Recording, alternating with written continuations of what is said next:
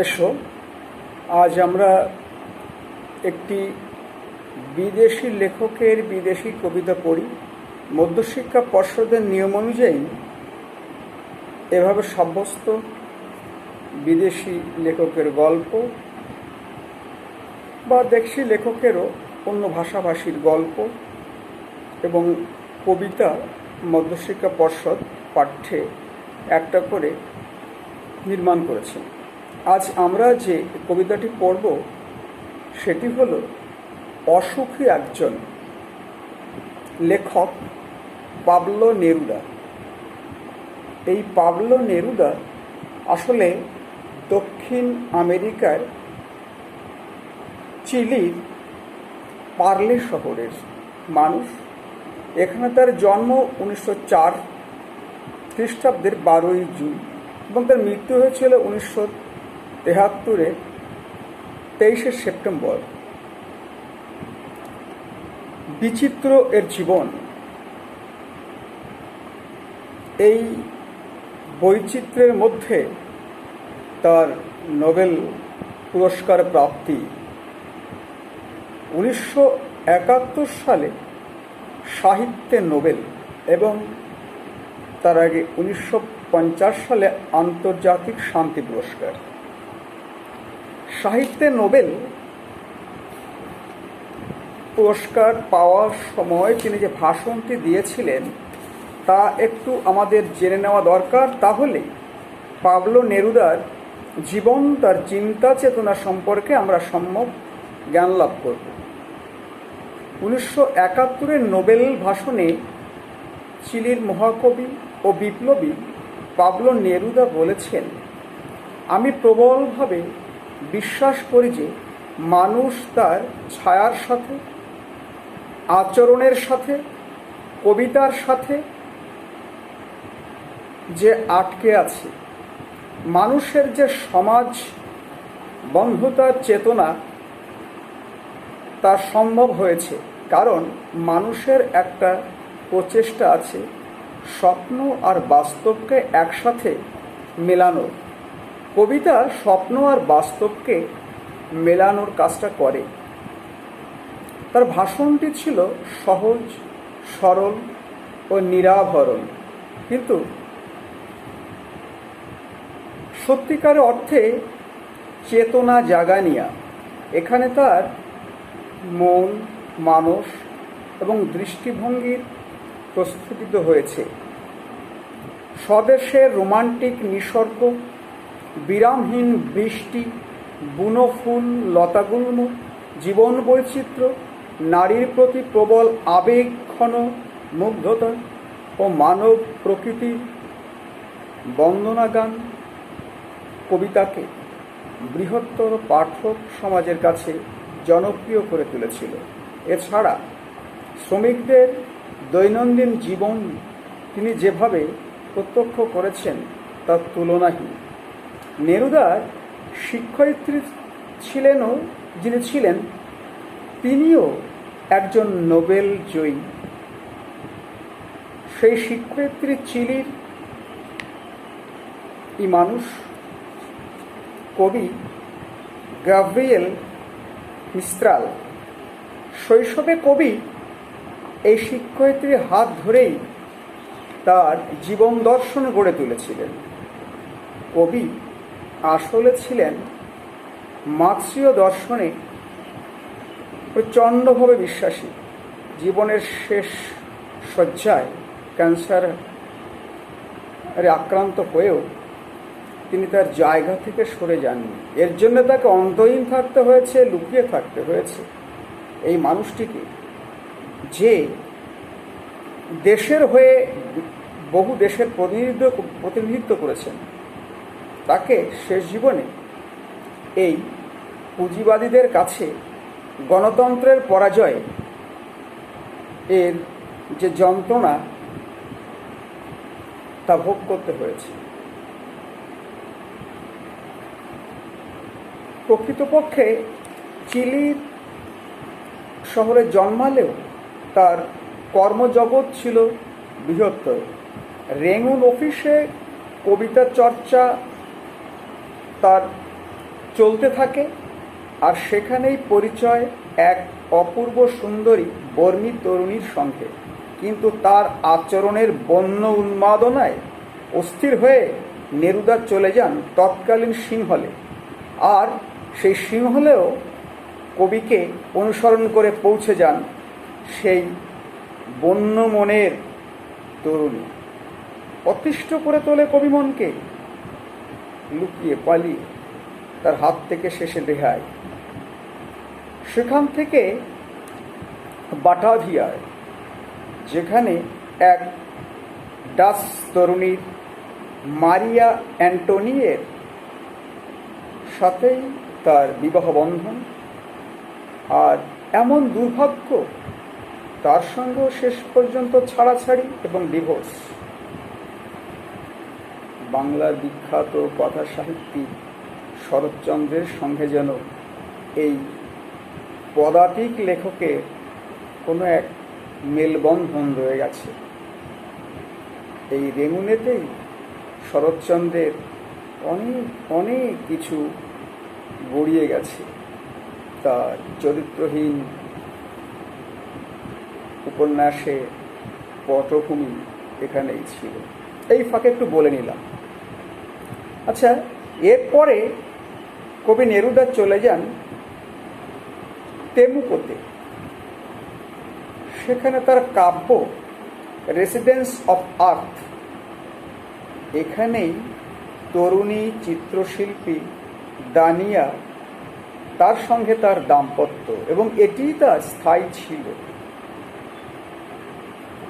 এ সময় প্রকাশিত হয় কবির আলোড়ন সৃষ্টিকারী রেসিডেন্স অফ আর্থের আর্থ 2। এটা সারা পৃথিবীকে আলোড়ন জাগানো একটি সৃষ্টি। দেখো, পাবলো নেরুদাকে বলতে গেলে সময়টা কাটবে খুব সুন্দরভাবে, কারণ এ লেখক প্রগতিশীল, উন্নত চিন্তার মানুষ, সাধারণ মানুষের পাশে দাঁড়ানো একটি মানুষ, এবং যার চিন্তা ভাবনা বহির্মুখী, অন্তর্মুখী নয়। সৃষ্টি তার অপরাজেয়, তার সৃষ্টিকে কখনো কেউ জয় করতে পারেনি। বিশ্বের বহু দেশ পরিভ্রমণকারী কবি ও কূটনীতিবিদ হিসেবে পরিচিত এই নেরুদা অবশেষে আক্রান্ত হন প্রোস্টেট ক্যান্সার। সামান্তিয়া হাসপাতালে ভর্তিও হন তিনি, কিন্তু সমস্ত চেষ্টা ব্যর্থ করে 23শে সেপ্টেম্বর 1973 নিজের বাড়ি আইলা নিগ্রাতে প্রয়াত হন এই যুগ সন্ধিক্ষণের কবি পাবলো নেরুদা। এই পাবলো নেরুদা সম্পর্কে সুনীল গঙ্গোপাধ্যায়ের, আমাদের পদাতিক কবি সুনীল গঙ্গোপাধ্যায়ের, পদাতিক ভুল বললাম, লেখক, দেশ বিদেশ এবং এদেশের লেখক স্বনামধন্য সুনীল গঙ্গোপাধ্যায় অন্য দেশের কবিতা সম্পর্কটি আলোচনায় বলেছিলেন, স্বদেশ প্রেম, মানবতা সম্পর্কে তার সরল ও জোরালো কবিতাবলীর জন্যই তিনি বিখ্যাত। শুধু কবিতা রচনা নয়, তার দেশে তিনি এক বিরাট ব্যক্তিত্ব, সাম্যবাদে বিশ্বাসী, নোবেল পুরস্কার পাওয়ার আগেই বিখ্যাত। বাংলায় তার কবিতা আগে অনেকগুলি অনুদিত হয়েছে। এই প্রসঙ্গে মনে রাখবে, কবি শঙ্খ ঘোষ পাবলো নেরুদার কবিতা সার্থকভাবে অনুদিত করেছেন। দেখো, এই পাবলো নেরুদার কবিতাটি আমরা যেটা আজ পড়ব সেটি অনুবাদ করেছেন যিনি নবারুণ ভট্টাচার্য, কিংবদন্তি নাট্যকার, নবনাট্য আন্দোলনের রূপকার এবং বিখ্যাত লেখিকা মহাশ্বেতা দেবীর সন্তান নবারুণ ভট্টাচার্য। যদিও নবারুণের ছোট বয়সে বিজন ভট্টাচার্য এবং মহাশ্বেতা দেবীর মধ্যে আমাদের অজানা কোনো এক কলহে বিচ্ছেদ ঘটে। নবারুণ পড়ে যান বাবার ভাগে, বাবার কাছে থেকে যান। মহাশ্বেতা দেবী প্রতি শ্রদ্ধা জানিয়েও বলছি, নবারুণের প্রতি মায়ের কর্তব্য তিনি পালন করেননি। এ কারণে সারাটা জীবন নবারুণ কিন্তু মায়ের সঙ্গে আর সম্পর্ক রাখলেন না। এই গুণী মানুষটি শেষ এসে তিনিও গভীর ক্যান্সার রোগে আক্রান্ত হয়ে শেষ নিঃশ্বাস ত্যাগ করেন। এর হয়েছিল অন্ত্রের ক্যান্সার, ভুগছিলেন অনেক দিন ধরে। অবশেষে ঠাকুরপুকুর ক্যান্সার হাসপাতালে 2014 পহেলা আগস্টে বিকেল 4:20 তিনি শেষ নিঃশ্বাস ত্যাগ করেন। অসুখে একজন কবিতাটি কবি পাবলো নেরুদার the poetry of Pablo Neruda এই কাব্য সংগ্রহের মধ্যে অন্তর্গত স্ট্রাভেজিরিও কাব্যের অংশে কবিতা। কবিতা স্প্যানিশ ভাষায় লেখা, এর ইংরেজি অনুবাদ দি আনহ্যাপি ওয়ান। এবং কবিতাটিকে যখন নবারুণ ভট্টাচার্য অনুবাদ করেছিলেন তখন এর নাম দিয়েছিলেন বিদেশি ফুলে রক্তের ছিটে। কি সুন্দর নাম! এই কবিতার মধ্যে পড়তে পড়তে যখন আমরা ঢুকব তখন আমরা দেখতে পাব যে কবির মধ্যে এত এত গুণমোহ এবং রূপমোহ দুটো আপ্লুত থাকা কবি চিত্ত কিভাবে একাধিকবার বিবাহিত জীবন থেকে তিনি বঞ্চিত হয়েছে, বিবাহিত জীবন থেকে তিনি ধিক্কার পেয়েছেন, কিন্তু তবু নারীর প্রতি কি শ্রদ্ধা ভালোবাসা রয়ে গেছে। এটা পাবলো নেরুদার সাহিত্য সম্ভারের মধ্যে প্রবেশ করলে আমরা দেখতে পাবো। তার সৃষ্টির মধ্যে একাধিক সৃষ্টির মধ্যেও তা থাকে, যেটা শরৎচন্দ্রের মধ্যে আমরা দেখেছি। শরৎচন্দ্রের মধ্যেও এই বিবাহিত জীবন সুখকর হয়নি তার, তবুও নারীর প্রতি তার অগাধ ভালোবাসা। শরৎচন্দ্র চট্টোপাধ্যায়ের নারীর মূল্য যদি তোমরা পারো কখনো পড়ে নেবে, তাহলে তোমরা বুঝতে পারবে যে ওইটুকু একটা বই সেকালে যদি ঠিকঠাক সময় হতো, রবীন্দ্রনাথ মন্তব্য করেছিলেন ওটা ঠিকঠাক সময় প্রেজেন্ট মানে যদি উপস্থাপন করা হতো, ওটাই একটা নোবেল হয়তো পেয়ে যাওয়া যেত। আজ আমরা চলে যাচ্ছি অসুখে একজন কবিতার মূল পাঠ্যে। এখানে একজন যোদ্ধার ভূমিকায় পাবলো নেরুদা কবি, তিনি একজন যোদ্ধার ভূমিকায় দাঁড়িয়ে কথাগুলো বলছেন এবং সে যোদ্ধা যেন বিদেহী আত্মা, সে যেন মৃত হয়ে তার আত্মা যেন দেখছেন এবং বলছেন, এরকম একটা অনুভূতি এর মধ্যে আমরা লক্ষ্য করে থাকব। আমি তাকে ছেড়ে দিলাম, অপেক্ষায় দাঁড় করিয়ে রেখে দরজায় আমি চলে গেলাম দূর দূরে। দূর কথাটা বলে কতগুলো ডট ডট ডট ডট চিহ্ন দেওয়া আছে, শেষে আছে দূরে। এই চিহ্ন আমাদের কবি জীবনানন্দ দাশের সংকেতের মতো কাজ করে। জীবনানন্দ দাশের পাঞ্চুয়েশন, দাড়ি, কমা, সেমিকোলন ইত্যাদি কথা বলে, অর্থ প্রকাশ করে। এখানে তেমন দূরে। এমন দূর এবং দূরে যেখান থেকে সত্যি আর ফিরে আসা যাবে না। কবিতার প্রথম 3টি চরণের স্তবকে কবি যেন তার ইঙ্গিত দিয়ে গেলেন। সে জানতো না আমি আর কখনো ফিরে আসব না। সেই স্ত্রী, তার প্রেমিকা, সে জানতো না যে যাকে আমি বিদায় দিচ্ছি সে আর কখনো ফিরে আসবে না। একটা কুকুর চলে গেল, কেটে গেল গির্জার এক নাম। একটা সপ্তাহ আর একটা বছর কেটে গেল। একটা কুকুর চলে গেল, অশনি সংকেত, মন্দের সাইন বা ইঙ্গিত। হেঁটে গেল গির্জার এক নাম, শুভ ইঙ্গিত। গির্জার একজন সন্ন্যাসিনী সামনে দিয়ে চলে গেল। কবি দেখলেন একটা শুভ অশুভ, একটা আলো এবং ছায়া, একটা ভালো এবং মন্দ, এবং ব্যথা, একটি স্বাদ, বিষাদ স্বাদ।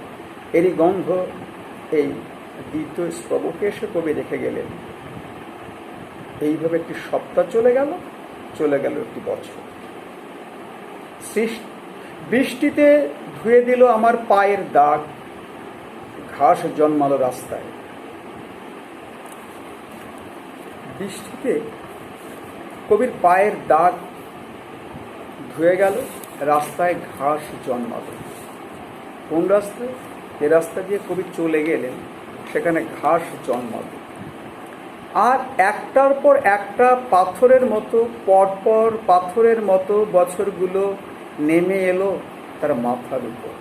আর একটার পর একটা পাথরের মতো, পাথর ভারী জিনিস।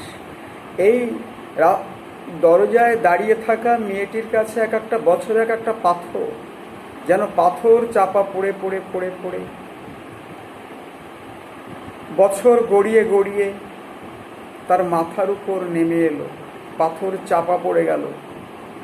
তারপর এলো যুদ্ধ। 1936 থেকে 39, এই গৃহযুদ্ধ, স্পেনের গৃহযুদ্ধ, তারই কথা বলা হচ্ছে। তারপর যুদ্ধ এলো রক্তের এক আগ্নেয় পাহাড়ের মতো। শিশু আর বুড়োরা খুন হলো, সেই মেয়েটির মৃত্যু হলো না। দেখো, লক্ষ্য করো, তোমাদের পাঠ্যে ওটা বাড়িরা লেখা আছে, ওটা হবে বুড়োরা। শিশু, বুড়ো এরা খুন হলো, কিন্তু সেই মেয়েটি মৃত্যু হলো না। অনেক অনেক মরে গেল। শিশু এবং বুড়োরা খুন হলো, এ কথার অর্থ হলো এই, শিশু থেকে বৃদ্ধ এর মধ্যে যারা যারা যারা যারা পড়ে অনেকেই খুন হয়ে গেল। এই এই বয়সের সীমা, টাইম স্প্যানকে বোঝাতে শিশু থেকে বৃদ্ধ কথাটাকে বলা হয়েছে। কিন্তু সেই মেয়েটি মৃত্যু হলো না। সমস্ত সমতল ধরে গেল আগুন। শান্ত হলো দেবতারা, যারা 1000 বছর ধরে ডুবেছিল ধ্যানে, উল্টে পড়ল মন্দির থেকে টুকরো টুকরো হয়ে। তারা আর স্বপ্ন দেখতে পারল না। শান্ত হল দেবতারা। শান্ত হল শব্দের অর্থ হচ্ছে শান্ত, সমাহিত, ধ্যানগম্ভীর, বৌদ্ধ ভাব আর কি, মানে বুদ্ধ ভাব। হাজার হাজার বছর ধরে মন্দিরে যে দেবতারা ধ্যানগম্ভীর হয়েছিল, তারা সব টুকরো টুকরো হয়ে উল্টে পড়ল মন্দির থেকে যুদ্ধের আগুনের দাবদাহে। তারা আর স্বপ্ন দেখতে পারল না। দেবতারা স্বপ্নহীন হয়ে পড়ল। সেই মিষ্টি বাড়ি, সেই বারান্দা যেখানে আমি ঝুলন্ত বিছানায় ঘুমিয়েছিলাম, গোলাপি গাছ ছড়ানো, করতলের মতো পাতা, চিমনি, প্রাচীন জলতরঙ্গ সব চূর্ণ হয়ে গেল, চলে গেল আগুনে। কতগুলো সিম্বল কবি এখানে বলে দিয়েছে। এক একটা চিহ্ন, একটা স্মৃতি। কি কি সেগুলো? সেই ঝুলন্ত বিছানা যেখানে কবি শুয়ে থাকতেন বা এই সৈনিক শুয়ে থাকতেন, গোলাপি গাছ, শুভ সময়, শুভ মুহূর্তের দোতক, ছড়ানো করতলের মতো পাতা, হাতের তালুর মতো ছড়ানো পাতা, চিমনি, প্রাচীন জলতরঙ্গ, বাদ্যযন্ত্র সব চূর্ণ হয়ে গেল, জ্বলে গেল আগুনে। যেখানে ছিল শহর সেখানে ছড়িয়ে রইল কাঠ কয়লা, দোমড়ানো লোহা, মৃত পাথরের মূর্তি, বীভৎস মাথা, রক্তের একটা কালো দাগ। আর সেই মেয়েটি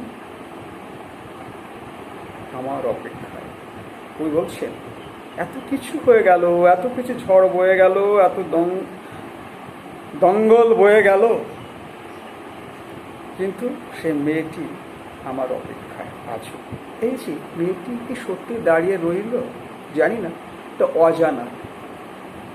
কবি একটা রূপকল্প আঁকতে চেয়েছেন। ভালোবাসা ক্ষীণ হয়ে যায় না, শেষ হয়ে যায় না, থেকে যায়। সে দাঁড়িয়ে রইল, সে দাঁড়িয়ে রইল তার প্রেমিক স্বামীর জন্যে, হয়তো ফিরে আসবে, এমনই হয়। আজও দেখো আমাদের যে যুদ্ধ বিগ্রহগুলো হয়, কত মা সন্তান হারা হয়, কত নারী স্বামী হারা হয়, কত সন্তান পিতা হারা হয়। এটা হয়। যুদ্ধ কখনো শুভ কিছু আনতে পারে না, অশুভের ইঙ্গিত। এখানে এই সত্যটাই অসুখী একজন কবিতার মধ্যে কবি তুলে ধরতে চেয়েছেন। অসুখী মানুষই একমাত্র বুঝতে পারে এই মুহূর্তগুলো জীবনে কেমন করে কাটে যায়। আজ আমরা কবিতাটি এখানেই শেষ করি। এর থেকে কিছু প্রশ্ন আমি সময়ান্তরে তোমাদের বলে দেওয়ার চেষ্টা করব। রাখছি। আবারও বলছি, কোনো প্রশ্ন থাকলে রাত 9টা থেকে 10:30টার মধ্যে ফোন করবে 9433501313, শেষে 1313 এই নম্বর। ধন্যবাদ। আজকে আসি।